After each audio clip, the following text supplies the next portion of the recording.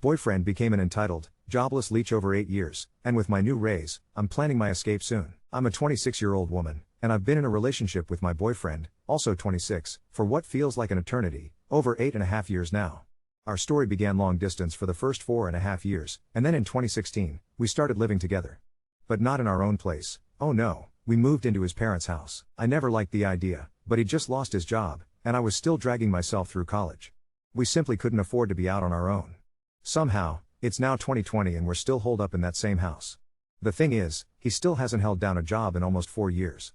Last year, I finally graduated from college. After months of surviving on scraps and shamefully hunting for any sliver of work, I landed a paid internship. Then, come January, I was offered a full-time job. I felt like I was making more than I had ever made before, but every penny was stretched thin because I was supporting both of us, completely alone. Fast forward 6 months, and because of my progress and the hard work I put in, my boss rewarded me with a very hefty raise. Honestly, I didn't want to tell my boyfriend about it. I had actually started planning to leave him. But, of course, today he found out when my paycheck came in. The truth is, the only thing I feel toward him now is resentment. I'm so tired of carrying the weight of our life alone. For 4 grinding years, I kept us afloat through sheer willpower as a broke college student, while he sat by and watched me drown under the stress, and did nothing. There were countless times when I screamed inside for help. But he always just sat there, arms folded, waiting for me to sort everything out. And, somehow, he'd even manipulate me into buying him things with my own school money. Expensive collectibles from his favorite franchises, video games, new computers, you name it, while I agonized over how to cover the bills. One situation in particular left a scar. I needed a new laptop for college after mine broke. While I was searching for something affordable, he offered his barely used gaming laptop, a laptop I had bought for him just 6 months prior, on one condition. I had to buy him parts for a new PC to replace the laptop for a fair trade. But how is it a fair trade when I'm the one who bought both in the first place? That's just a single window into his twisted logic. When I tried to say no, he'd act like a tantruming child, sulking and guilt-tripping until I gave in. Sometimes I'd wonder if he realized how much it broke me to see him so utterly dependent and yet so entitled, but every time he reminded me how little he had, I'd cave, again and again. It doesn't stop there. Not only is he chronically unemployed, he doesn't have a license or a car. So I'm his personal chauffeur, too.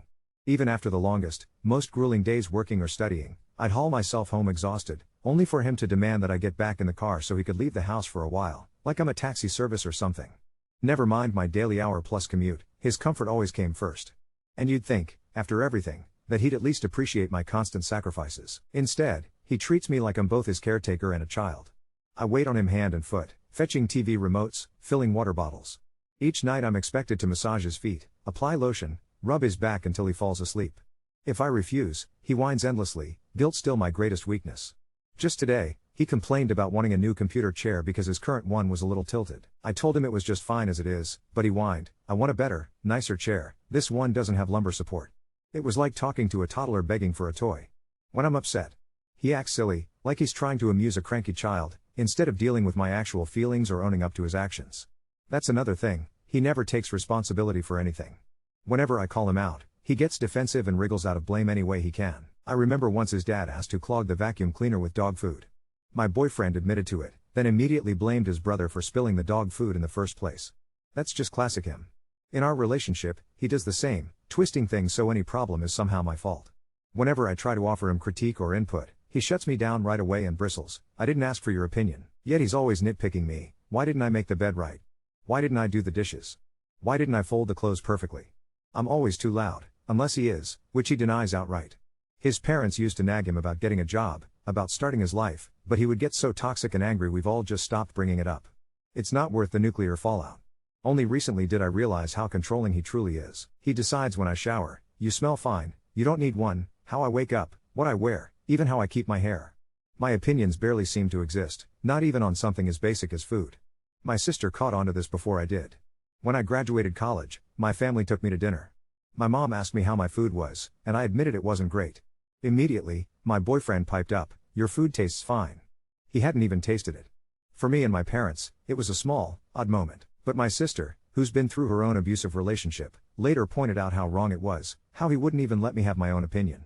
That comment shook me. I can't have independent views on anything, music, games, shows, politics, not even how food tastes to me. He gaslights me constantly until I feel like everything is my fault. I started to see just how toxic things had become, and how much it had warped me. At work, I'm positive, energetic, happy. As soon as I get home, I'm bitter, angry, exhausted. The weight of his behavior pressurizes everything in my life. Back to that raise, after he found out about it, his first reaction was to talk about moving closer to my job, promising he'd finally get a job if we did. I don't believe any of it. He's had 4 years to find work living here with his parents. Why would anything change just because the background scenery does? He's gotten comfortable with me handling everything, but I'm so done with it. I hate it. Even with him knowing about my raise, my plan hasn't changed. I'm going to leave him. I don't know exactly when, but soon. I can feel it pressing at the edges of my chest, and I can't keep these feelings bottled up. I'm on the verge of exploding. I am terrified of how different life will be. I don't want to hurt him. I don't want to let go of all the memories we built together. I loved him so much, gave him everything, and yet ended up with nothing in return. He claims I'm the love of his life, but he watches me struggle and suffer and does absolutely nothing to help. I'm finished. I can't take this anymore. If anyone has advice on breaking up with someone, I could use it. I don't know how, but I'll find the strength to do it. I'll update when I do. Update 1. I'm in the thick of making my escape from this relationship, and honestly, the only thing I want now is to keep myself from backing down. For years, I've supported both of us single-handedly, while my boyfriend has been perfectly comfortable with his endless list of excuses for why he's still jobless. The resentment that's grown in me is huge. Every time I tried to move forward, to look at apartments, he would talk circles around me until my confidence was gone. These cycles only seemed to deepen every time I got fed up, started searching again, and then let him wear me down. But it has reached a point where I can't even stand to be around him anymore. My attitude toward him has soured so badly, and I hate what I've turned into. It's awful that my job, something I used to love for its own sake, has become my escape from all this. Nowadays, I find myself taking on extra hours just so I don't have to go home and face him. It gnaws at me that the thought of cheating ever crossed my mind. Opportunities passed me by, and the shame of even considering it weighs on me. That's just not who I am, or who I want to be, and when I realized the effect this has had on my integrity, it hit me that I desperately need to get out. Deep down, I always knew I had to leave, but I never faced just how much all of this was eating away at my sense of self until the thought of losing my values started to seem real. I don't deserve to be this deeply unhappy, and as much as he is an entitled asshole, he doesn't deserve for us to continue poisoning each other in this toxic dynamic. The truth is, I was only hanging on for my own sake, not to spare his feelings. I never wanted to face the heartbreak and guilt I'd feel leaving, so for years, I wasn't even honest with him. It's selfish of me. I do care about him, he's been part of my life for so long. At one point, I loved him fiercely. I gave more of myself than I ever thought I could. I genuinely thought he was my soulmate. It hurts more than I can say that things came to this, but it's at the point now where I just can't take it anymore. Physically, emotionally, all of it. So, I started actually moving forward, and it's terrifying. But I keep pushing, telling myself I need this, badly. I narrowed down my apartment options to 2 or 3, then rented out a storage unit to slowly start moving my things out. On Saturday, I told him I had to work, but really, I used that time to tour apartments. I found a place I really liked in a nice neighborhood, but even then, the fear almost kept me from filling out the application. I made myself do it, and just like that, I was approved. Tonight, I sat down, read every word of the lease, and signed it. Next up, I need to pay the deposit and start the actual moving process. It's overwhelming, and the fear that I'll back out lingers. Sometimes I even worry he'll find out and somehow guilt me into bringing him along. But what keeps me going is the vision of living alone in my own space, surrounded by my own furniture, not having to answer to anyone. I can do what I want, when I want. No more buying groceries for 2, no more driving him everywhere, no more feeling like a maid, a bank, a doormat. It's within reach now, and there's no turning back. I deserve better than this. I deserve to live the life I want. This freedom is so close I can taste it, and I can't wait to finally have the life I've always dreamed of. Update 2. With that being said, I'm so happy to share that I've finally ended that relationship, and right now, I truly am living my best life. I actually made the break back in March 25th, to be exact, the very same day I moved into my apartment. The whole thing was terrifying, honestly. My original move-in date was supposed to be April 17th, but the complex called to say the current tenants had decided to stay longer, so my choices were to wait until mid-May or move in earlier.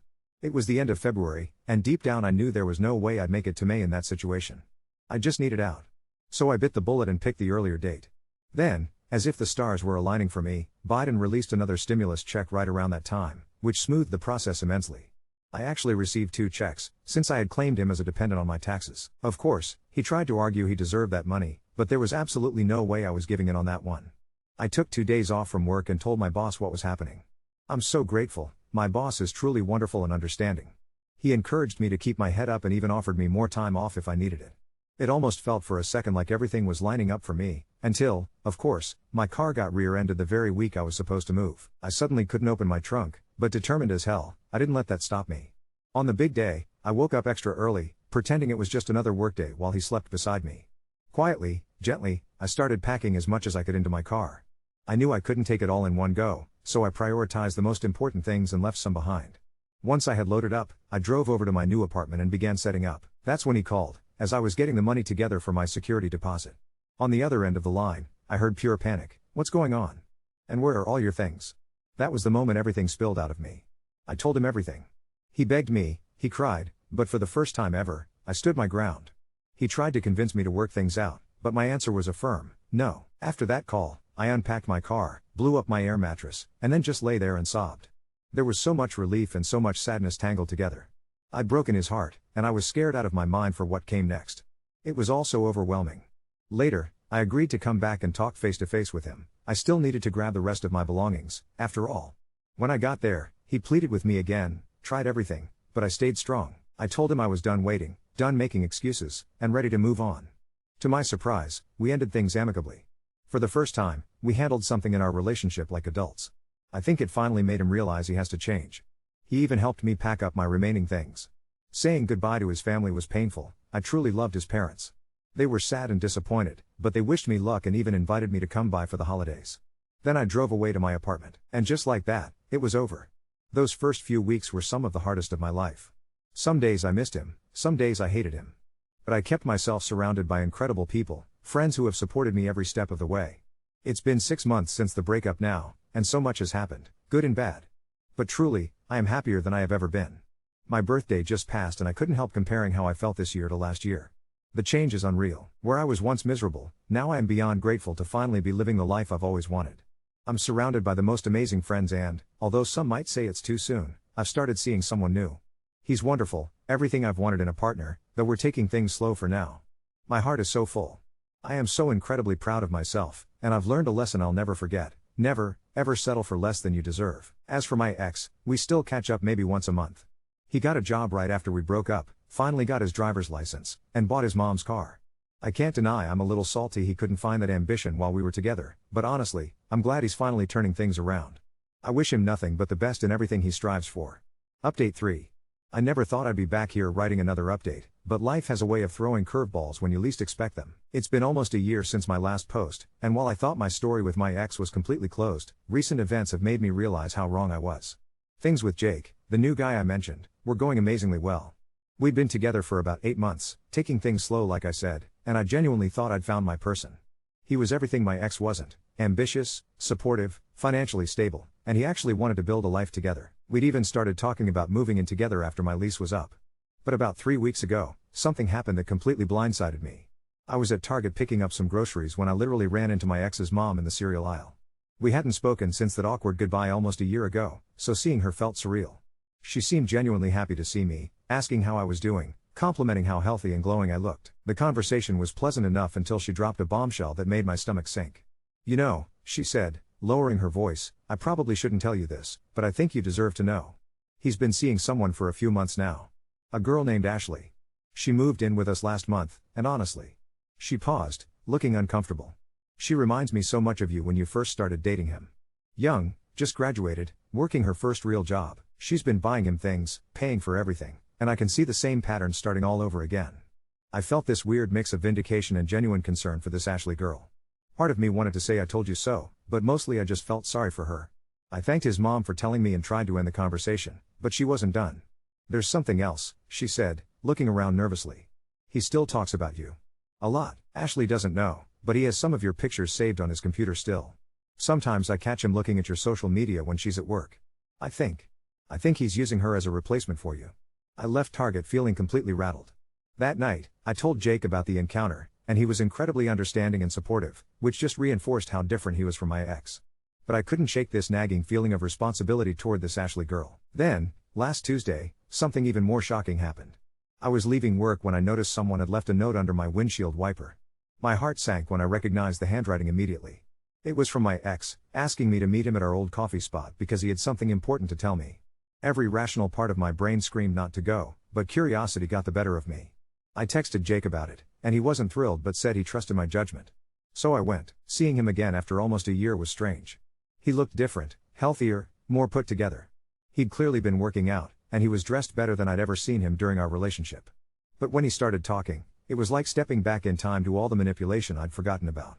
He told me he'd made a huge mistake letting me go, that Ashley was nice but not you, and that he'd spent every day of the past year thinking about what we'd had together. He claimed he'd changed, that having a job and independence made him realize what he'd lost. Then came the kicker: he wanted me to leave Jake and give us another chance. I was honestly speechless for a moment. The audacity was breathtaking. I told him absolutely not, that I was happy and in love with someone who actually deserved me. That's when things got weird. He leaned forward and said, "I know about your promotion last month, and I know Jake's been having financial problems with his business. I still have connections, you know. People talk." I felt cold all over. How did he know about my promotion? And what did he mean about Jake's business? Jake owned a small consulting firm and had mentioned some slow months, but nothing serious. The way my ex said it felt threatening somehow. I left immediately after that, but his words have been haunting me. When I got home, I noticed Jake seemed more stressed than usual, but when I asked about his business, he just said things were challenging and changed the subject. Yesterday, everything came to a head in the most unexpected way. I was working late when I got a Facebook message from someone named Ashley. She'd found me through my ex's social media and wanted to talk. We ended up meeting for coffee this morning, and what she told me has left me completely shaken. Apparently, my ex had been comparing her to me constantly, telling her how I used to do things, how I was better at certain things, even showing her old pictures of us together. But the most disturbing part was that he'd been pressuring her to support his business venture, some get-rich-quick scheme involving cryptocurrency that required a significant upfront investment from her. Ashley is only 23, just graduated, and working her first job at a marketing firm. Sound familiar? She'd already given him over $8,000 of her savings and was starting to have doubts when she found evidence that he'd been contacting me. But here's where it gets really twisted. She also told me that he'd been bragging about having information that could help his business succeed, and that he'd been making phone calls to someone about that consulting guy who was about to lose everything. My blood ran cold. I asked her what she meant, and she said she'd overheard him on the phone saying something about Jake's business license and some kind of complaint or investigation. I'm writing this update because I'm scared and confused and I don't know what to do. Did my ex somehow sabotage Jake's business out of jealousy? Is that why Jake's been so stressed lately? And what exactly does my ex think he can gain from all this? Ashley and I have decided to team up to figure out what he's really up to. She's going to try to gather more information from his end, and I'm going to have a serious conversation with Jake tonight about what's really going on with his business. I thought I was done with my ex's manipulation and games, but apparently, leaving him didn't end his control over my life. I'm terrified about what we might discover, but I refuse to let him destroy what I've built with Jake the way he tried to destroy my sense of self for all those years. I'll update again once I know more. Right now, I just need to prepare myself for whatever truth comes out tonight. Update 4. I honestly don't even know where to begin with everything that's happened in the past 2 weeks. My life has been completely turned upside down, and I'm still trying to process it all.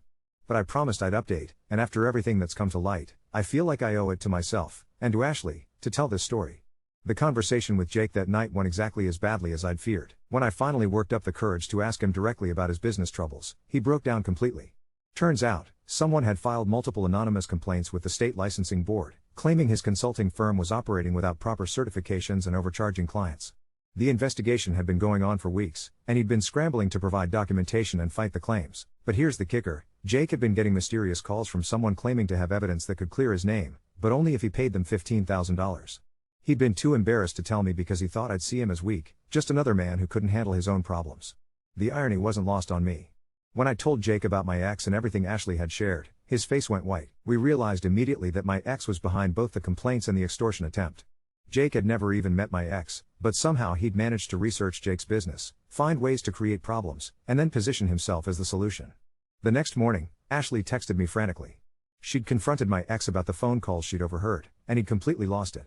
Not only did he admit to targeting Jake's business, but he'd also confessed to something that made my stomach turn. He'd been tracking my location through an old shared Apple account I'd forgotten to remove him from. He knew about my promotion because he'd been monitoring my emails. He knew about my relationship with Jake because he'd been following me. Ashley said she'd never seen him like that, screaming about how I'd ruined his life and how he deserved to get back what was stolen from him. Then he'd grabbed her phone and seen our text conversations.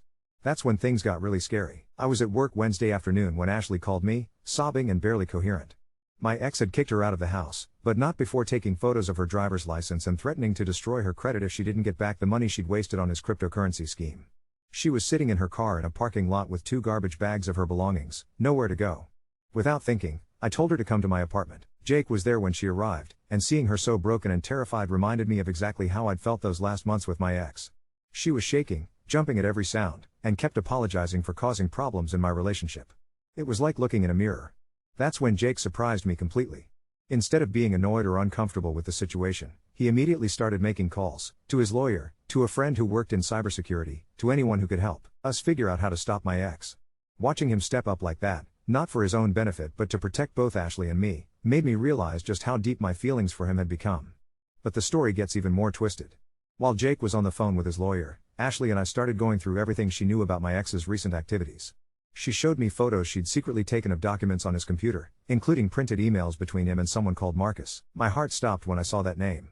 Marcus was my ex's older brother, the one I'd always suspected was involved in some shady business dealings. The emails made it clear that this whole scheme wasn't just about getting me back. It was about money, and lots of it. Apparently, Marcus had been feeding my ex information about local businesses that were vulnerable to complaints or legal challenges. They'd target the owners, create problems, then offer to fix them for a fee. Jake's business wasn't their first victim, they'd been running this scam on several small business owners in the area. But what made my blood run cold was reading how specifically they'd targeted Jake. One email from Marcus said, "The consulting guy is perfect.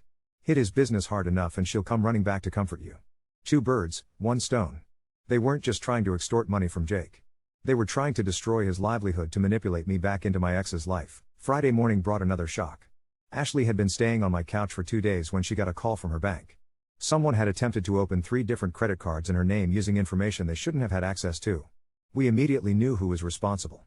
That's when I made a decision that surprised even me.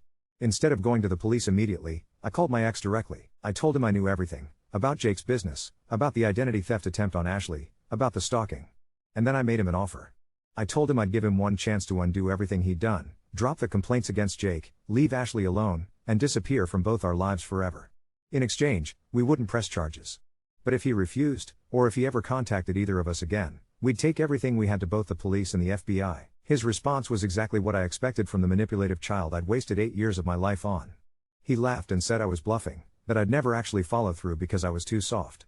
Then he hung up on me. That was his biggest mistake. Within an hour, Jake, Ashley, and I were at the police station filing reports. By Monday, the FBI had gotten involved because of the interstate nature of the identity theft and business fraud, and by Wednesday, both my ex and Marcus were arrested. But here's where the story takes an unexpected turn that I'm still processing. Yesterday, while cleaning out some old boxes I'd stored at my parents' house, I found a folder of documents from my relationship with my ex. Bank statements, emails, receipts, stuff I'd kept for tax purposes but never really looked at closely. Going through them now with fresh eyes, I realized something horrifying. The manipulation and financial abuse had been going on much longer than I'd thought. There were charges on our shared credit card for things I'd never bought, transfers from my account that I'd been told were for emergencies that never existed, and even a loan taken out in my name that I'd completely forgotten about. My ex hadn't just been a lazy, entitled mooch. He'd been systematically stealing from me for years, and I'd been so gaslit and worn down that I hadn't even noticed. The loan, which still has a balance of over $12,000, was supposedly for a business investment that never materialized. I have documentation showing that I never signed the papers, my signature was forged. Jake held me while I cried over those documents. Not because I missed my ex or regretted leaving, but because I was mourning the person I used to be, the trusting, optimistic girl who believed that love meant giving everything of yourself to someone else, even when they gave nothing back. But I'm also angry. Furious, actually. Because while I was rebuilding my life and learning to trust again, he was still finding ways to hurt me. Still treating me like property he could manipulate and control. The good news is that the prosecutor says we have an incredibly strong case. The bad news is that this whole ordeal has made me realize that my ex's abuse didn't end when I left him, it just got more sophisticated. Ashley has decided to press charges too, and she's moving back in with her parents until she can get back on her feet. We've become genuinely close friends through all of this, bonded by our shared experience of surviving the same person's manipulation. And Jake. Jake has been absolutely incredible through everything. His business is recovering now that the false complaints have been dropped, and he's even talking about expanding into cybersecurity consulting to help other small businesses protect themselves from similar schemes. More importantly, he's proven to me over and over again that not all men see women's problems as burdens to be avoided. He sees my trauma not as baggage, but as evidence of my strength in surviving something terrible. Last night, he told me he loved me for the first time. Not during some romantic dinner or perfect moment, but while I was ugly crying over those financial documents, wearing his old sweatshirt and eating ice cream straight from the container. "I love how strong you are," he said. "I love that you saved that girl, and I love that you saved yourself. I love that you trust me enough to let me help you fight this. I think I'm finally ready to admit that I love him too. The trial won't start for several months, but I'm not scared anymore. For the first time in my adult life, I'm not facing my problems alone.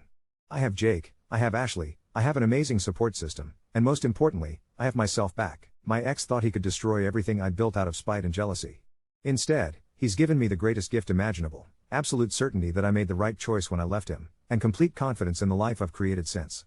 I'm not the same broken, exhausted girl who used to massage his feet and buy him video games with her grocery money. I'm a woman who fights back, who protects other women, who demands better and doesn't settle for less, and honestly, I've never been happier.